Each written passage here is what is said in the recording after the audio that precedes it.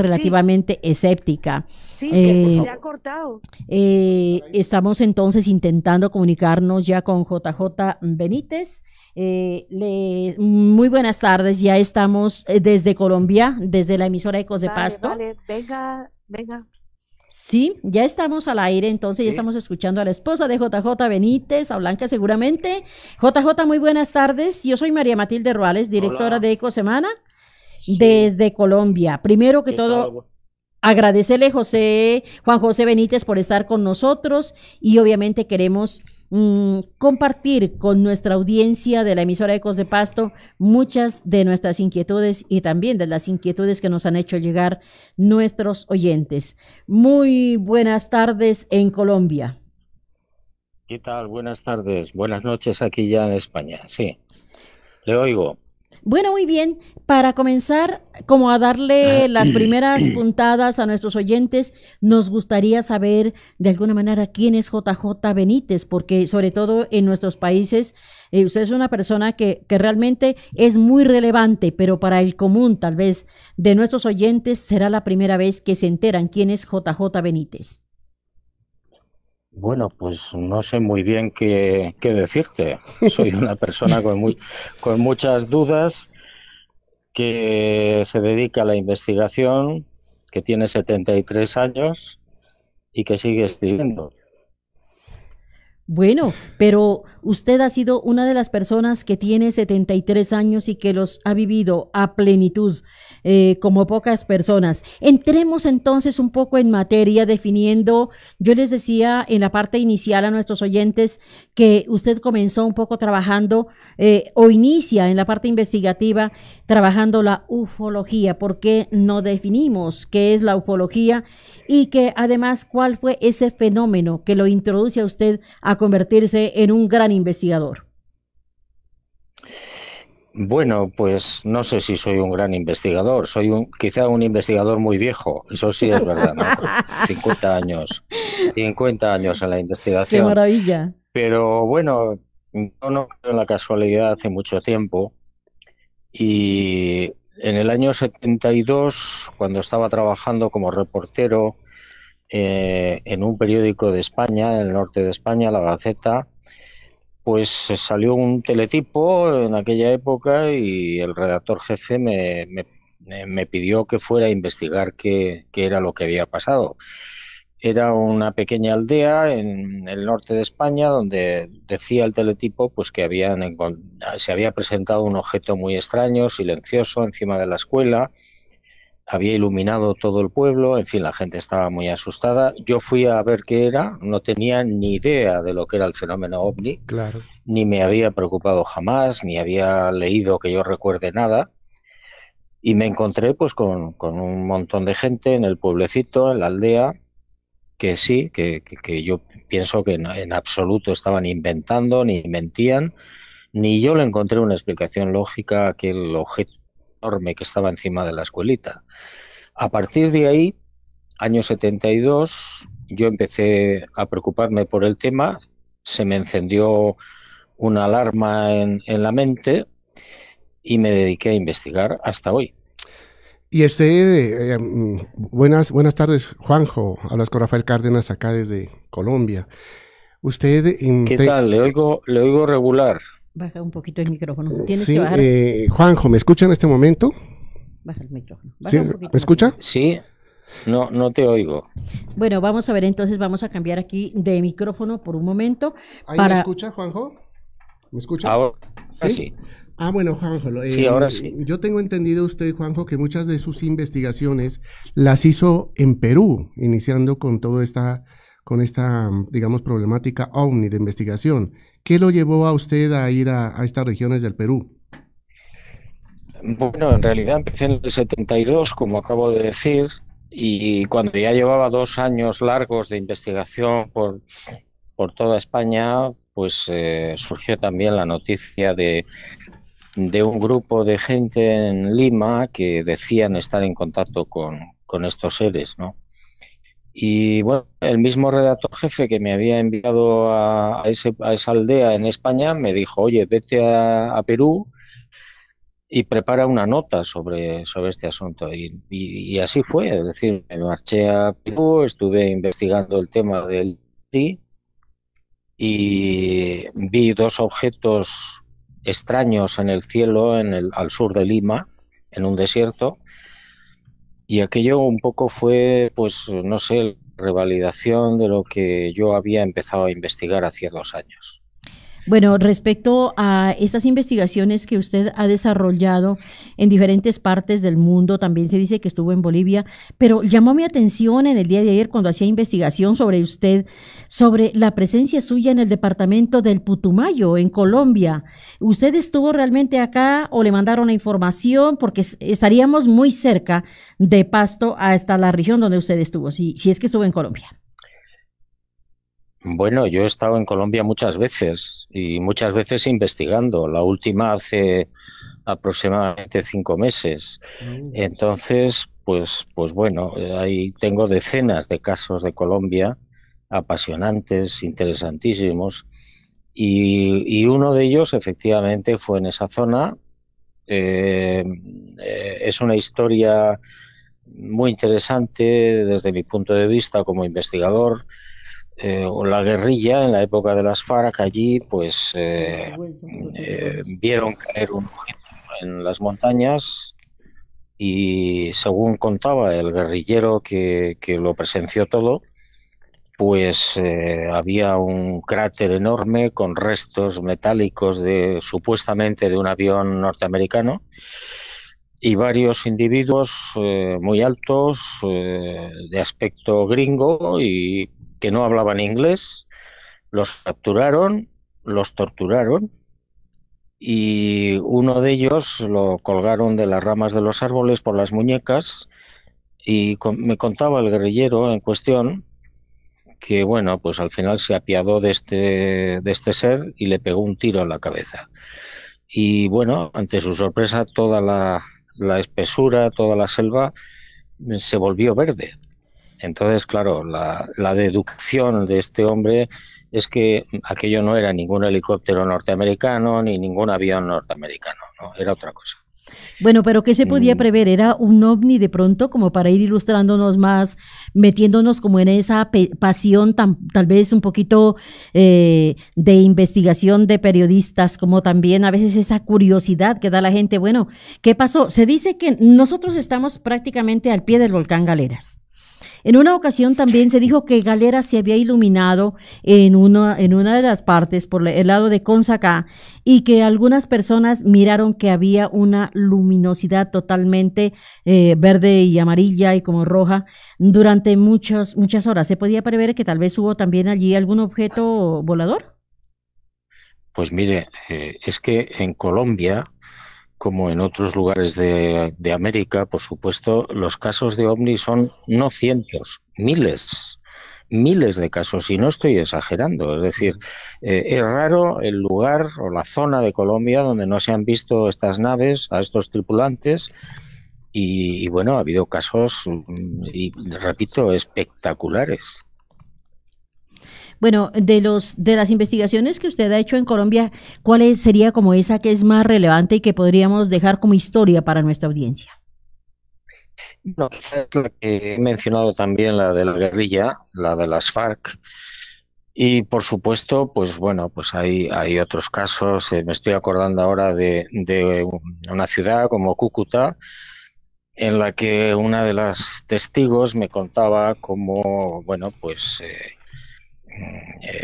ellos vivían en una choza, en una pequeña casita, y entonces el papá se emborrachaba los fines de semana y llegaba a casa y peleaba con toda la familia, ¿no? Y ella era muy niña en aquel entonces y cuenta que de repente en la casa, sobre la casa, se colocaba un objeto negro, ovalado, muy grande, de unos 40 metros.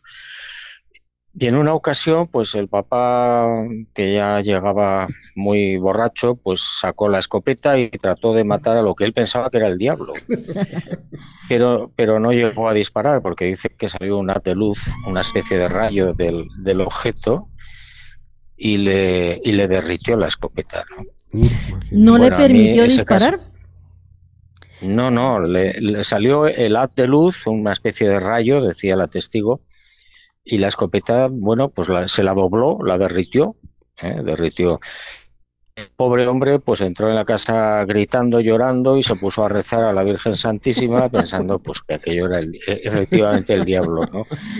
Bueno, de estos casos hay muchísimos y otros no tan desagradables o más desagradables todavía, ¿no? Yo recuerdo el caso de una familia que volvía a Bogotá de una fiesta en un automóvil, iba el muchacho conduciendo y el padre, la madre, una tía, etcétera, y de repente aparece una luz por la derecha del auto, empiezan a discutir entre ellos, como suele ser habitual siempre en todo el mundo, pues de si es un ovni, no es un ovni, y el objeto se coloca de repente delante de los árboles, el muchacho para el auto, se baja, abre la puerta, se baja del coche y pone la mano a forma de visera en la frente porque no lo distinguía bien. En ese instante parte también un haz de luz del objeto, le impacta al muchacho en la frente y le abre un boquete en la parte occipital, en la parte de atrás del cráneo, de casi 20 centímetros. Wow. Y lo mata. Ay, claro, no terminas de entender por qué, ¿no? Es decir, no hay ninguna agresión inicial por parte del muchacho y sí, el objeto lo que hace es matar al joven, ¿no? En fin, bueno, de Juanjo, estos casos hay muchísimos en el mundo. Juanjo, yo quería preguntarle lo siguiente. Pues si estos seres vienen, digamos, de otros sitios, digamos, de otros sistemas solares que se encuentran a miles de millones de kilómetros, ya se cuentan en años luz, uno se pone a pensar y dice, bueno, estos seres que atraviesan todo este espacio y llegan aquí al planeta, pues, primero, pues, ¿a qué vienen? Y lo segundo es, caramba, al hacer toda esta travesía tan grande deberían decirle a todo el mundo estamos aquí, ¿no? Y no buscar, digamos, una carretera por ahí abandonada, buscar un paraje abandonado y presentarse ante una familia que está a medianoche y muy solitaria, ¿no? Entonces eso a veces uno se pregunta, ¿y por qué no lo hacen? ¿Por qué no se presentan ya de una vez por todas, Juanjo? Bueno, vamos a ver, yo llevo casi 50 años en la investigación diaria, constante, permanente y cada vez en menos. El fenómeno OVNI es un fenómeno muy complejo, muy complicado, muy antiguo y rebasa todos los límites de la mente humana. Lo miremos por donde lo miremos. Entonces, primero, sabemos, porque hay muchísimos casos, miles o millones de casos en todo el mundo, que son civilizaciones que no tienen nada que ver con nosotros. En mis archivos yo tengo más de 1000 casos diferentes de tripulantes, de aspecto distinto. Entonces, ¿por qué no dan la cara? ¿Por qué no se manifiestan públicamente de una vez por todas? Pues probablemente no lo sabemos, es una sospecha nada más, probablemente porque está prohibido para ellos. Es decir, mire usted, nosotros los españoles cometimos muchos errores en la conquista de América. Y los ingleses, y los alemanes, y los belgas, y los franceses, y todo el mundo. Es decir, y eso es que probablemente ellos no pueden hacer. Es decir, ellos no pueden bajar, descender públicamente, que todo el mundo los vea y los conozca, porque eso significaría que tendríamos que revisar absolutamente todo lo que tenemos y conocemos, empezando por la religión, acabando por la economía, la salud, las matemáticas y la filosofía. Entonces, esa probablemente es una de las razones por las que no dan la cara y por la que no terminan de manifestarse públicamente. ¿Cuáles son las intenciones de estos seres? Repito, que son cientos de civilizaciones. Pues tampoco lo sabemos con certeza. Como usted ve, sabemos muy pocas cosas. Seguramente son investigadores, seguramente son científicos, seguramente quizás incluso sean los viejos ángeles de la Biblia. ¿Cierto? Sí. Bueno, ya para aprovechar toda la oportunidad pues que tenemos de hablar en el día de hoy con JJ Benítez, quisiéramos pasar a otro tema que también nos resulta muy apasionante y es hablar de qué pasa, si existe la vida después de la muerte, porque usted habla mucho también en sus escritos sobre este tema que se convierte en todo un misterio y que son estas unas creencias o vivencias de personas que han sido clínicamente declaradas como muertos y que luego regresan y que comienzan a contar historias, como por ejemplo que estuvieron en un túnel o que se encontraron con un haz de luz o que unos seres de diferentes formas y colores les llamaron o que se reencontraron con los seres queridos que ya habían muerto. Bueno, una cantidad de historias que resultan muy importantes y que por supuesto a veces se convierten también como en algo más de una mitología tal vez o de unas creencias. Hablemos un poco sobre este tema. ¿Existe la vida después de la muerte, JJ Benítez? Bueno, yo creo al 150%, ¿eh? Y creo en ello por una sencillísima razón, porque lo he investigado durante también muchísimos años. Es decir, no solamente investigo el fenómeno ovni o los misterios en general, sino sobre todo también, desde hace bastante tiempo, si existe vida después de la muerte. Los testimonios que he podido recoger, que son más de 1000 en todo el mundo, me llevan a pensar que sí. Es decir, que sí, tras la muerte hay un universo desconocido para nosotros, un lugar que no podemos ni imaginar, donde los seres humanos, en este caso, pues seguimos vivos, siguen vivos, con un cuerpo físico, bueno, y en una carrera casi infinita para llegar hasta el paraíso, ¿no? Y no estoy hablando de religión. Yo soy apóstata, no, gracias a Dios, y entonces, pues, gracias a Dios, no creo en Dios. por supuesto, creo en Dios absolutamente, ¿no? Pero no es el Dios de la religión. No creo en el Dios de las religiones, en ninguna. Creo que hay que huir de las religiones.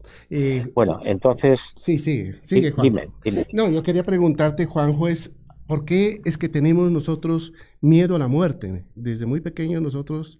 No muy pequeños no, cuando ya empezamos a tener unos años, empezamos a ya sentir pasos agigantados la muerte y empezamos a tenerle miedo a la muerte. ¿Por qué, Juanjo? Pues yo creo que le tenemos miedo a la muerte porque no la conocemos. Es decir, porque ni en la educación, ni en los colegios, ni en la universidad, en ningún sitio, en ningún lugar del mundo se nos enseña o se nos entrena para ese momento decisivo y al final el que tenemos absolutamente seguro en la vida, que es el momento de dejar este plano, de dejar este lugar y pasar al otro, ¿no? Eso es lamentable, es así, ha sido siempre a lo largo de la historia y supongo que seguirá así. Yo en mis libros lo que intento es mentalizar a las personas de que hay vida después de la muerte, de que hay muchísimos testimonios de personas que han hablado, que han tocado a amigos o familiares muertos y que les han explicado qué es lo que pasa, qué es lo que hay después, qué es lo que ocurre, es decir, cómo te despiertas en un lugar que no puedes ni imaginar, que no hay palabras para describirlo. Lo maravilloso que es, ¿no, Juanjo? Pues sí, es algo tan espectacular que no tenemos palabras en el diccionario, ¿no?, para describirlo. Es muy complicado, muy difícil. Pero es cierto, está ahí y ellos aseguran, estoy bien, estoy vivo. Estoy vivo, no existe la muerte. Y tú tienes un libro precisamente que se llama Estoy bien, ¿no, Juanjo? Exacto. Oye, Sí. Juanjo, y otra cosa que quería preguntarte, tú también tuviste un problema de salud que casi te lleva a la muerte, estuviste a muy pocos minutos de que mueras. ¿Tú tuviste alguna experiencia cercana a la muerte? Que yo recuerde, no. Es decir, en casa del herrero, cuchillo de palo, ¿no? Entonces, no, yo recuerdo que me explicaron los médicos, que estuve como a 5 minutos de morir, fue un sueño, una especie de sueño maravilloso en el que yo me sentía muy bien, muy plácido, pero bueno, al final los médicos me sacaron adelante y no he tenido ningún tipo de experiencia como cuenta mucha gente del túnel, de la figura esa de luz que aparece, etcétera, ¿no? Pero bueno, no importa, es decir, para mí está muy claro, es decir, cuando oyes los testimonios de personas que han visto, que repito, que han hablado, que han tocado a sus amigos y familiares que estaban muertos y bien muertos, y bueno, pues bueno, yo estaba ahora recordando un caso, porque mucha gente te dice, bueno, pero eso pueden ser sueños, pueden ser problemas mentales, no sé, cualquier tipo de explicación, pero cuando de repente una señora Sí. en América ve a su ex marido que había muerto hacía años, lo ve en el salón de su casa mientras ella está cosiendo y se le presenta y le dice, mira, estoy bien, no tengas miedo, vengo a decirte que en el banco tal hay un número de cuenta, número tal, y le Imagínese. da los dígitos y le dice, ahí hay un dinero del que no sabéis nada, díselo a mis hijos. Y esta mujer, después de los primeros momentos de duda, pues, pensó que la iban a tomar por loca. Claro. Hace las averiguaciones pertinentes en ese banco y había $300.000 del año 82. Imagínese. Claro, claro, eso ya no es un sueño, ni es una especulación, ni es un problema químico mental. Bueno, Bueno, pues aquí eso, sería interesante también, bueno, te pudiéramos compartir en este momento, JJ Benítez, una historia de apenas hace 6 meses, aquí en Colombia, que fue una noticia nacional, que un árbol arrolló a 4 mototaxistas, motociclistas que iban entre la ciudad de Palmira y Cali. De ellos, 2 mueren y un tercero, que es de nuestra familia, de mi familia, queda vivo. Prácticamente pues debatiéndose entre la vida y la muerte. Llega la sorpresa para nosotros que venimos investigando estos casos cuando le preguntamos que qué había pasado y dice, realmente yo sí tuve la oportunidad de salirme del cuerpo, fue un descanso total y absoluto, no me dolía nada, me llevaban en un haz de luz hacia una montaña muy verde, muy bonita. Eso lo publicamos ya aquí a través de Ecosemana y dice, de pronto una voz me dice que me pare a reflexionar y entonces me recuerda, dice nuestro interlocutor, que dijo él, yo tenía un hijo y que por eso me debía volver. Dice que en el momento en que regresa, comienza nuevamente a sentir los dolores y nos ha contado otras historias que han sido supremamente interesantes y que por supuesto le estamos haciendo ese seguimiento. Pero bueno, esto para ilustrarte un poco que hay otra historia que la podíamos seguir investigando en Colombia, JJ. Pero, ¿por qué no hablamos un poco acerca del libro o de los libros de El caballo de Troya? ¿De dónde se te ocurre, JJ Benítez, crear este libro, estos tomos? Porque no solamente es un libro, son varios tomos que han dado la vuelta al mundo y que por supuesto pues han puesto a reflexionar a muchas personas que han investigado sobre el misterio. bueno, es una información que a mí me proporciona una persona en el año 83 y bueno, yo lo publico en el año 84. Es una historia sobre lo que pudo ser la vida, la auténtica vida de Jesús de Nazaret. No Increíble, tiene ¿no? nada que ver con lo que nos ha contado el Nuevo Testamento, la Biblia, etcétera. Ujú. Y bueno, pues a mí me impresionó profundamente y me cambió la brújula interior, ¿no? No es el Jesús de Nazaret que repito, que nos han vendido, que nos ha vendido la religión, sino que es un personaje muy diferente, muy distinto. Bueno, al final llegas a la conclusión de que la Biblia está absolutamente manipulada. ¿Por qué el título del escrito El caballo de Troya? Bueno, la información que a mí me entregan, que me proporcionan en su momento, es un proyecto secreto norteamericano, militar, y que lleva el título precisamente de Caballo de Troya, que es colocar, en este caso, a dos personajes, siguiendo un poco el símil griego, en el interior de la Palestina de Jesús de Nazaret de hace 2000 años. Y seguir un poco los pasos de Jesús y contar lo que ellos ven y lo que verdaderamente, según ellos, pudo pasar. Bueno, pero es que no solamente en el día de hoy podríamos hablar del Caballo de Troya, que tal vez es el libro o es el conjunto, dijéramos, de libros que más lo conocen. Llamó también mucho nuestra atención otro libro que es La Quinta Columna. ¿Por qué tenemos tanto miedo a lo desconocido? ¿Por qué la gente dice, bueno, voy a leer parte de los libros de JJ Benítez, pero a veces parece que me entero demasiado de cosas que no quisiera entender o que no quisiera saber? Bueno, pues es normal, es decir, la gente vive una vida más o menos rutinaria, más o menos establecida, y cualquier cosa, cualquier historia que le enfrente a lo desconocido, pues siempre produce o miedo, preocupación o rechazo, ¿eh? Y eso es lo que pasa con el fenómeno OVNI, entre otras cosas. Es decir, estamos frente a una historia, frente a un fenómeno que, repito, como decía antes, nos desborda, muy antiguo, que tiene muchas connotaciones con la formación de las grandes religiones monoteístas, que tiene connotaciones con las apariciones marianas, que tiene connotaciones con el desarrollo de la propia historia de la humanidad. Es decir, es un fenómeno extraordinariamente complejo y eso produce miedo, como produce miedo, como decíamos antes, la muerte. Es decir, nadie nos ha explicado qué es lo que pasa. Cierto. Juanjo, quisiera preguntarte, pasando a otro tema, sobre el mirlo rojo. Tú dices que el hombre sí llegó a la luna, pero ¿por qué no volvió nuevamente allá? ¿Qué pasó? ¿Qué es lo que nos impide volver allá?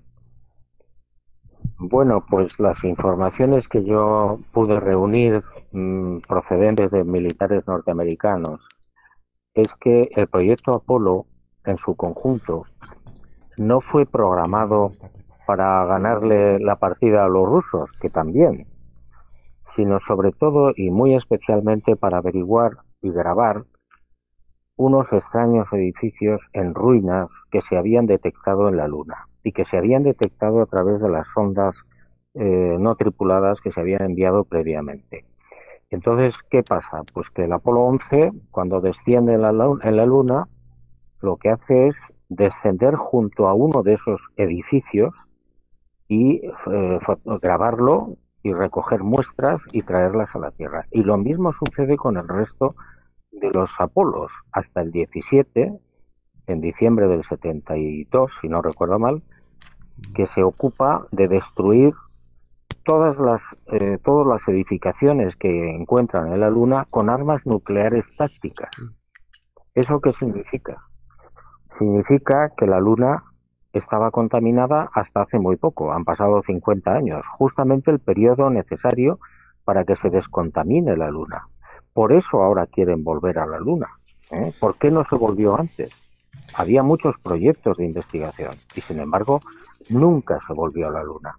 JJ Benítez, ¿por qué la comunidad científica se resiste a aceptar la presencia de otros seres que provienen, de posiblemente pensamos nosotros que de otros planetas y que o de otros espacios? Se dice que hace poco pilotos norteamericanos avistaron de pronto algunos cuerpos extraños, algunos seres extraños, y que de pronto el gobierno norteamericano trató de acallar a estos pilotos. ¿Qué está pasando? ¿Por qué es que no se quiere por parte de estos gobiernos con tanto poder que se descubra qué hay más allá del planeta Tierra? Pues es relativamente simple. Es decir, si el gobierno norteamericano, todos los militares del mundo en general, reconocen delante del señor contribuyente que hay unas civilizaciones muy superiores técnicamente a la nuestra que invaden los espacios aéreos cuando quieren, el contribuyente puede decirle al gobierno o a los militares, bueno, ¿y de qué sirve que yo le esté pagando a usted el sueldo y todo el sistema armamentístico si Claro, resulta que hay unas civilizaciones con las que usted no puede hacer nada? claro que Esa sí. es la verdadera razón. Claro, esa es la verdadera razón por la que no se reconoce el fenómeno ovni y por la que no se da a conocer, sobre todo, lo que tienen en sus archivos y lo que tienen en sus bases.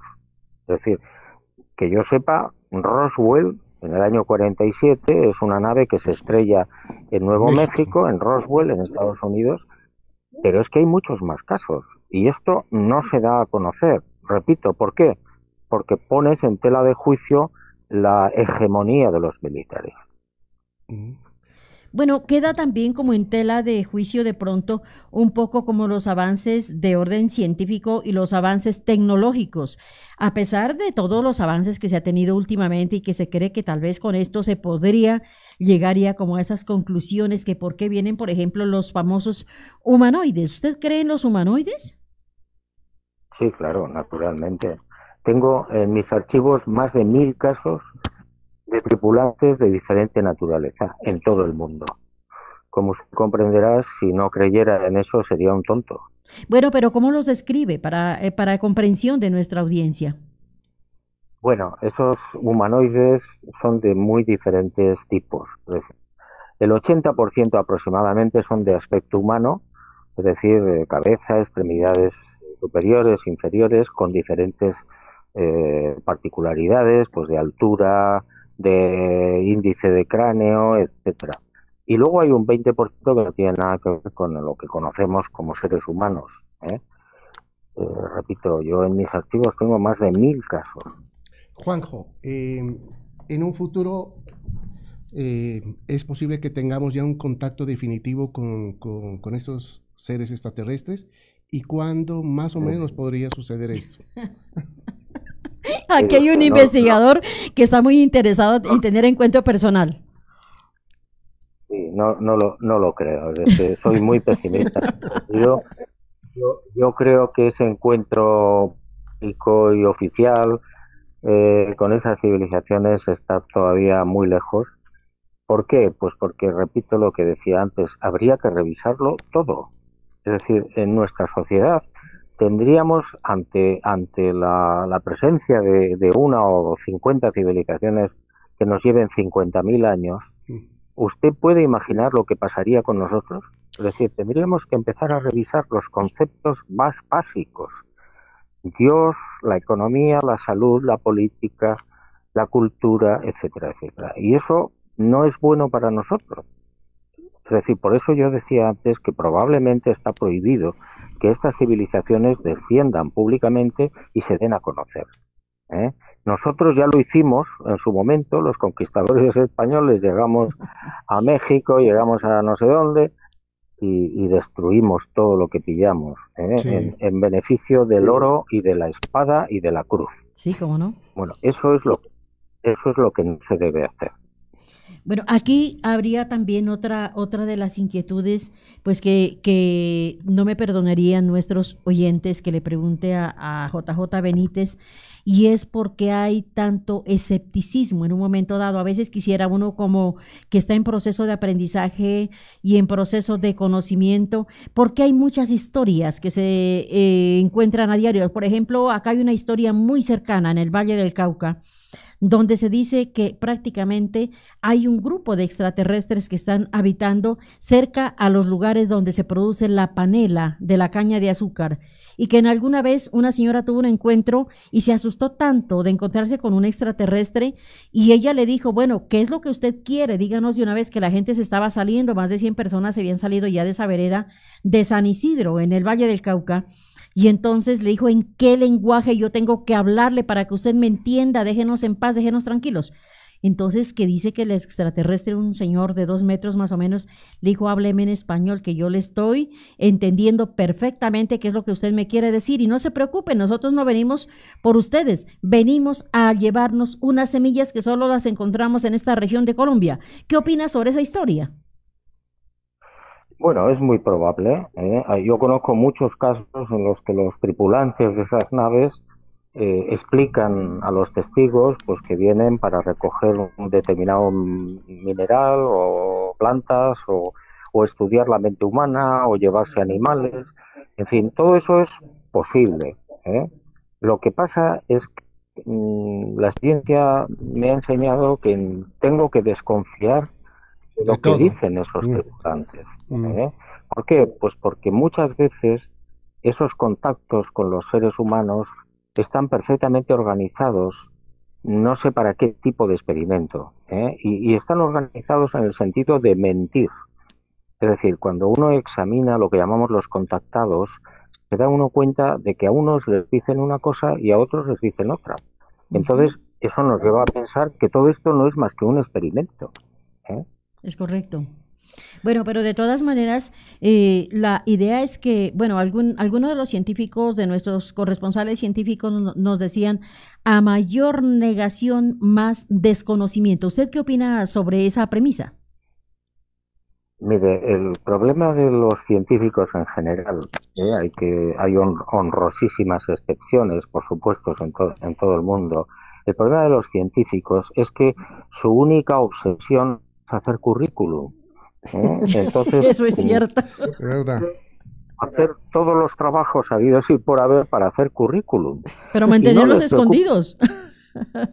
bueno, pero no les preocupa en absoluto un problema que está en la calle, que preocupa a la humanidad desde hace miles de años, porque el problema no es de ahora, ¿eh? El tema ovni es antiquísimo, probablemente antes de que exista el ser humano.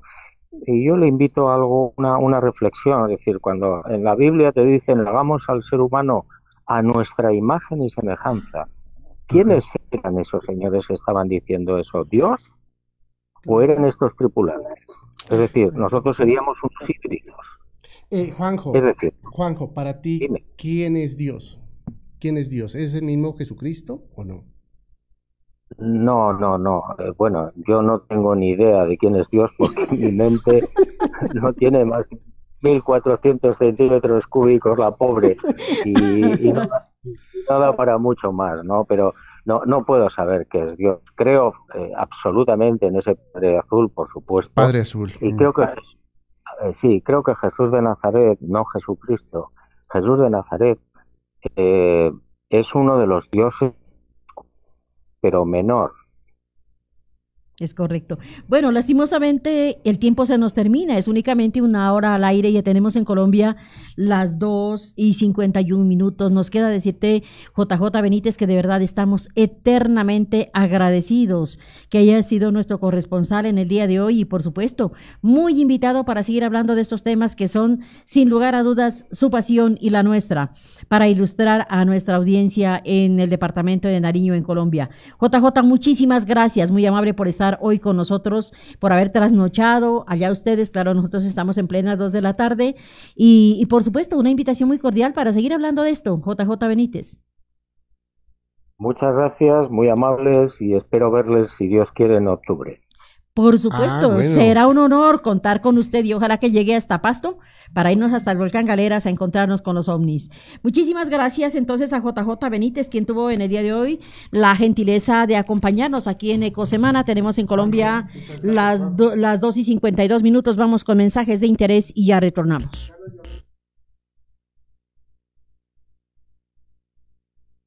Vinieron, golpearon la puerta y me dijeron que había salido beneficiaria. Yo me sentí feliz. El mínimo vital de agua ya es una realidad en Pasto. Más de 2.240 hogares en condición de vulnerabilidad están recibiendo mensualmente 5.000 litros de agua de manera gratuita. Nos comprometimos a garantizar mejores condiciones de vida a quienes más lo necesitan y lo estamos haciendo. Le estamos cumpliendo a Pasto. Alcaldía de Pasto. Quiero ser un lugar de paz. Gran rifa Pro Rejas Templo Cristo Rey. Premio mayor, bono al costo por 1.000.000 de pesos. Primer premio seco, bono al costo por 500.000 pesos. Juega el 4 de octubre de 2019 con las 3 últimas cifras del premio mayor y del primer seco de la Lotería de Medellín. Bono de apoyo 20.000 pesos. Adquiéralo en el Templo de Cristo Rey, Casa Mariana y emisora Ecos de Pasto. Dios bendice a quien da con alegría. La Iglesia con todos, al servicio de todos. Ecos de Pasto. Gran Bingo Millonario, Parroquia Nuestra Señora del Carmen, Pasto. Los 5 primeros premios de $1,000,000 cada uno. Sexto y séptimo premios, $1,500,000 cada uno. Octavo premio, $2,000,000. Noveno premio, $3 millones. Décimo premio, $7 millones. ¿Cómo? Sí, escuchó bien, $7 millones. Valor del cartón, 10,000 pesitos. Domingo 7 de julio, desde las 11 de la mañana. Lugar, Colegio José Félix Jiménez El Tecar. Responsables, párroco y junta de fiesteros. Además, disfrute de sancocho de gallina y demás platos típicos. Info 321-588-4104. Invita Ecos de Pasto. Usar y gozar la bicicleta. Campaña ambiental de Ecosemana por Ecos de Pasto para que el planeta siga su marcha. En una bici que me lleva a todos lados. Caminos del Sur, servicio de medicina especializada, holística e integrativa. Tratamientos con cannabis medicinal asociados con enfermedades tales como ansiedad, depresión, estrés, insomnio, dolores crónicos, fibromialgia, artritis, artrosis, reumatismo, Parkinson, epilepsia, Alzheimer, cáncer, diabetes, venas varices, parálisis cerebral, entre otras. Todo tratamiento se realiza bajo estricta supervisión médica de las doctoras Gloria Morales García, especialista en medicina cuántica, y Jimena Solarte, medicina natural y holística. Visítanos en la calle 16, número 2789 o separe su cita al celular 315-714-0318 con el doctor David Vera Morales, coordinador Centro de Pedagogía e Investigación. Escuche este y todos los sábados Ecosemana, de 2 a 3 de la tarde por Ecos de Pasto. Ecosemana, radio revista con información local, regional, nacional e internacional, ciencia, medio ambiente, política, academia, comunidad, los temas de interés en Ecosemana. Directora María Matilde Ruales Díaz y un equipo de profesionales y corresponsales científicos de Colombia y el mundo al servicio de la información.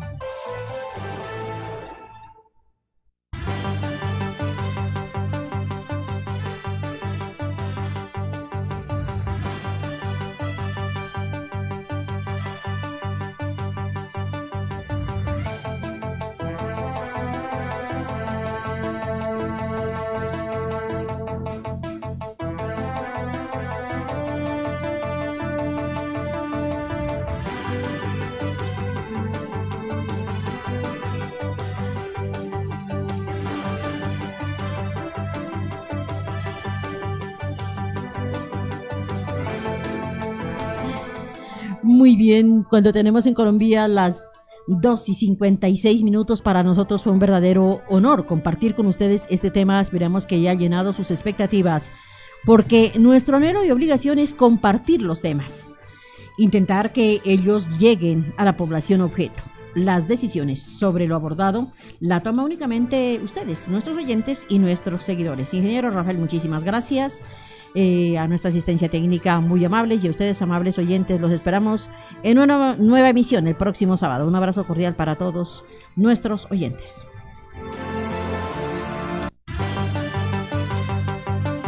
Gracias por su gentil sintonía. Nos encontramos en Ecosemana el próximo sábado.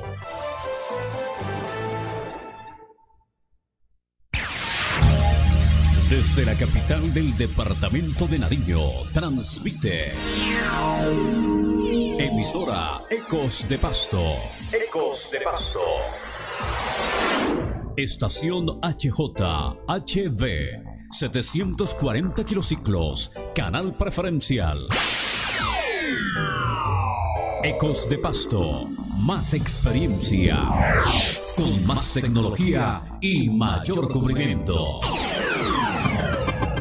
Ecos de Pasto, evolucionando, evolucionando.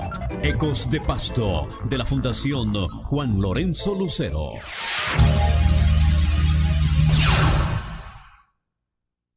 Ecos de Pasto, primerísima. Qué milagro verte aquí, sé que más nunca te iba a ver. Dijiste que habían otros amores que quería conocer, ya que te habías ido por perdida, ahora a mi lado quieres estar. Debes saber que aquellos errores tú lo tienes que pagar. No quiero causarte dolor, pero como yo tú lo tienes que sentir. Eso no se llama injusticia, eso sí se llama vivir. Qué pena me da, qué pena me da, qué pena me da. No creas que no te quiero, te aseguro que no es verdad. Es que en la mujer que yo tengo no encuentro una falsedad. No voy a dañarlo de aquí, eso lo tienes que saber. Nunca podré olvidar todo lo que pasó ayer. Si me quieres pierde el tiempo, más nunca podré sostener el dolor de saber que un día tú puedas echar a correr. Qué pena me da, qué pena me da, qué pena me da, qué pena me da, qué pena me da, qué pena me da, qué pena me da, qué pena me da. Todo lo que me hiciste lo tienes que pagar. No fue que yo lo quise, eso es natural. Trata otro de tus amores, aunque me vaya a doler. Nunca me vas a hacer dejar a mi mujer. Qué pena me da, qué pena me da, qué pena me da, qué pena me da. Pensé que te sentías igual como yo, pero al dejar